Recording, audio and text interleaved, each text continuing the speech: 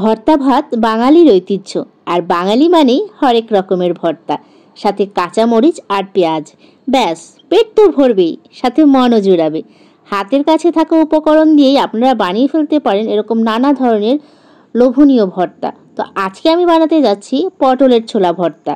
আসসালামু আলাইকুম সবাইকে, আশা করছি আপনারা সবাই ভালো আছেন। তো পটলের ছোলাটা ভর্তা করার জন্য প্রথমে আমি পটলের ছোলাটা কাঁচামরিচ আর রসুন দিয়ে সেদ্ধ করে নিয়েছি। সেদ্ধ করার পরে আমি এটাকে ব্লেন্ডার জারে দিয়ে ব্লেন্ড করে নিয়েছি। আপনারা চাইলে পাটায়ও বেটে নিতে পারেন। আর পাটায় বেটে ভর্তা করলে ভর্তার স্বাদ কিন্তু দ্বিগুণ বেড়ে যায়।